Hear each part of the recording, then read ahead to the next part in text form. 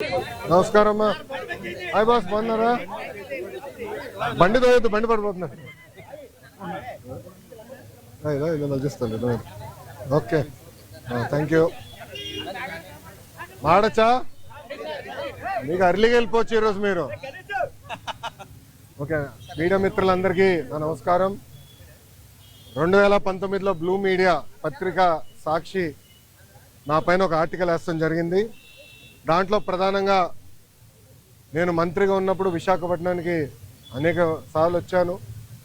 లాంజ్లో నా పైన దాదాపు 25 లక్షల రూపాయలు ఆనాటి తెలుగుదేశం పార్టీ ప్రభుత్వం ఖర్చు పెట్టిందనే వార్త వేస్తాం జరిగింది. అప్పుడే నేను లీగల్ నోటీస్ కూడా జారీ చేశాను. మీరు క్షమాపణ చెప్పాలి, నేను ఎక్కడ ఆధారాలు లేవు, రాజ్యాంగం చాలా స్పష్టంగా ఆధారాలతో ప్రింట్ చేయాలి అని చెప్తుంది. అంతేగాని ఆధారాలు లేకుండా ప్రింట్ చేస్తే అది డిఫమేటరీ నేచర్ అని చాలా స్పష్టంగా చెప్తుంది. మీరు ఎట్టి పరిస్థితుల్లో రిజైండర్ ప్రింట్ చేయండి అని ఆనాటి సాక్షి కానివ్వండి, అదేవిధంగా దేశవ్యాప్తంగా ప్రింట్ అయ్యే ప్రతి వారం ప్రింట్ అయ్యే మ్యాగజైన్ ద వీక్ కూడా మనం నోటీసులు జారీ చేస్తాం జరిగింది.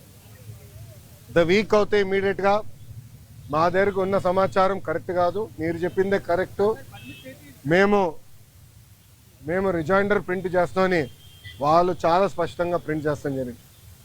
కానీ బ్లూ మీడియా గురించి మీకు బాగా తెలుసు. తప్పుడు వార్త పదే పదే రాసి అది నిజం చేయాలని ప్రయత్నిస్తుంది. అదే రీతిలో వాళ్ళు ముందరికెళ్తున్నారు. అందుకే నేను గత 5 సంవత్సరాలుగా న్యాయ పోరాటం నేను చేస్తున్నా. ఇది 4వ వాయిదా. ఎన్నిసార్లే నేను వస్తాను, ఎందుకంటే నిజం నా వైపు ఉంది. గతంలో కూడా మీకు చెప్పాను. ఈరోజు కూడా మంత్రి హోదాలో నేను వచ్చినప్పుడు పార్టీ ఆఫీసులో బస్సులో పడుకొని సొంత భోజనం నేను తింటున్నా తప్ప ప్రభుత్వం దగ్గర నుంచి కనీసం ఒక్క వాటర్ బాటిల్ కూడా నేను తీసుకోవట్లేదు. నేను ఇక్కడికి వచ్చిన వాహనం కూడా నా సొంత వాహనం, దాంట్లో డీజిల్ కూడా పోసుకుని నా సొంత నిధులతో, ఎక్కడ ప్రభుత్వం పైన ఆధారపడకూడదని మా తల్లి భువనేశ్వరి గారు నాకు చిన్నప్పటి నేర్పించారు. అదే రీతిలో ముందరకెళ్తున్నా. ఎట్టి పరిస్థితుల్లో ఈ కేసు నేను లాజికల్ ఎందుకు తీసుకెళ్తాను. ఎన్నిసార్లు వాయిదాలు వేసినా నాకు ఇబ్బంది లేదు, ఎన్నిసార్లు రమ్మన్నా నాకు ఎలాంటి మొహమాటం లేదు. ఎందుకంటే నేను తప్పు చేయలేదు. నిజం గెలిచడానికి కొంచెం ఆలస్యమైనా నిజం గెలుస్తుందని బలంగా నమ్మే వ్యక్తిని. గతంలో కూడా నేను చూశాను, నాకు నేను కట్టుబడి ఉంటా. ఇప్పుడు మీడియా మిత్రులు కానీ ప్రశ్న ఉంటే సమాధానం చెప్పిన సిద్ధం. అవును సార్, అవును సార్.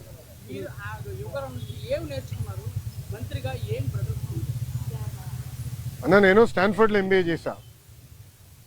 నేను స్టాన్ఫర్డ్ ఎంబీఏకి అప్లై చేసినప్పుడు ఒక ప్రశ్న ఉంటుంది స్టాన్ఫర్డ్లో, వై స్టాన్ఫర్డ్ ఎంబీఏ అని.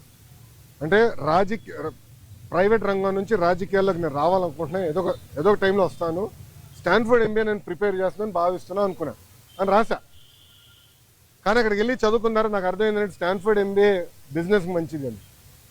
పాదయాత్ర రాజకీయాల్లో ఒక ఎంబీఏ లాంటిది. ఎందుకంటే ప్రజలకి దగ్గర ఉంటాం, నిరంతరం ప్రజల సమస్యలు తెలుసుకునేవాడిని. సో ఇప్పుడు ఎవరన్నా నాకు అర్జీ ఇచ్చినా, నన్ను ఎవరైనా కలిసినా, ఒక మెసేజ్ నాకు వచ్చినా, తన వెనకాల ఎంత కష్టం ఉందో నాకు ఇప్పుడు అర్థం చేసుకోగలుగుతాను. సో యువగలం పాదయాత్రలో కూడా నేను అనేక హామీలు ఇచ్చాను. ఒక్కొక్క హామీ నిలబెట్టుకుంటూ వెళ్తున్నాను. ఇచ్చిన ప్రతి హామీ నేను నిలబెట్టుకున్నాను, దాంట్లో ఎలాంటి సందేహం లేదు. రెండోది, యువగలం పాదయాత్ర అయిన తర్వాత నిరంతరం ప్రజల్లో ఉండాలని నా కోరిక. సో అమరావతిలో కూడా, ఎందుకంటే నాకు మంత్రిగా నాకు బాధ్యతలు ఉంటాయి కనుక నేను ప్రజల్లో ఉండాలంటే నిరంతరం ప్రజల్ని కలవాలని ప్రజా దర్బారు పెట్టుకున్నా. ఇక్కడ కూడా మీరు చూస్తే వైజాగ్ వచ్చి మీరే ఉన్నారు, కోర్టు కొంచెం లేట్ అవుతుందని పరిగెత్తుకుంటూ వచ్చే తప్ప మళ్ళీ ఇప్పుడు వెనక్కి అక్కడికి వెళ్తున్నా, పార్టీ హౌస్కి వెళ్తున్నా, ప్రజల దగ్గర అర్జీలు తీసుకుంటున్నా, వాళ్ళ సమస్యలు పరిష్కరించే మార్గం నేను ఎత్తుకుంటాను. ఆల్రెడీ మేము రాసుకున్నాము, అది సంబంధించిన మంత్రులందరి దగ్గర పంపించాను. ఆర్థిక శాఖ మంత్రి కేశవ్ అన్న కూడా చర్చించాను. దానికోసం ప్రత్యేక నిధులు కూడా ఆయన కేటాయిస్తానని నాకు హామీ ఇచ్చారు. వచ్చే బడ్జెట్లో అది ఉంటుంది. తప్పనిసరిగా ఇచ్చిన ప్రతి హామీ మేము నిలబెట్టుకున్నాం. ఎస్టిమేట్స్ అని మార్చి వరకు వస్తుంది.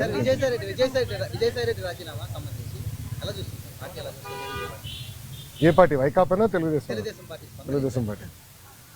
ఇప్పుడు ఒకటన్నా, తల్లి చెల్లికే జగన్మోహన్ రెడ్డి గారిపై నమ్మకం లేదు, ఇంకా పార్టీలో ఉన్న నాయకులకు ఎలాంటి నమ్మకం ఉంటుంది? నేను ఎప్పటి నుంచో చెప్తున్నా వైకాపా నాయకులు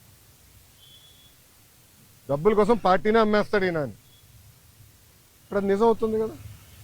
ఒక్కొక్కరు రాజీనామా చేసుకుంటూ వెళ్తున్నారు. దానికా నేను శిక్ష పడదని నేను ఎక్కడ అన్నాను తల్లి? నో ఐఎమ్ సారీ, నేను ఎక్కడన్నా శిక్ష పడదని? ఇప్పుడు లిక్కర్ కానివ్వండి, ఇప్పుడు ఒకటమ్మా 2019 నుంచి 24 వరకు మేమందరం ప్రజల్లో ఉన్నాం. పాదయాత్రలో కూడా నేను చెప్పా, ఎవరు నేను వదిలిపెట్టాను, ఏ అధికారులు రాజకీయ నాయకులు చట్టాన్ని ఉల్లంఘించారు ఎవరిని వదిలిపెట్టాను. ఇప్పుడు దర్యాప్తు జరుగుతుంది, ఇన్వెస్టిగేషన్ జరుగుతుంది, త్వరలోనే అన్ని బయటకు వస్తే నేను భావిస్తున్నా. So let investigation get completed అమ్మా. ఇక్కడ విజయసాయి రెడ్డి గారు ఉన్నారు, లేదంటే ఎల్లయ్య పుల్లే ఉన్నారు అనేది టైంలో ఉన్నట్టాలి కదమ్మా. సో ఇన్వెస్టిగేషన్ జరగకుండా నేను ముందరే మాడతాం కూడా కరెక్ట్ కాదు. Let investigation happen. Yes yes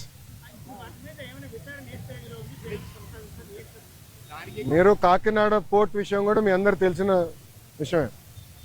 Kakinada port కూడా అడ్డగోలుగా తుపాకులు పెట్టి రూపాయి ఆస్తిని సుమారుగా 6 పైసలకి కొట్టేసానికి ప్రయత్నించారు. కొట్టేశారు, క్షమించాలి, ప్రయత్నం కాదు, కొట్టేశారు, ట్రాన్స్ఫర్ చేసుకున్నారు.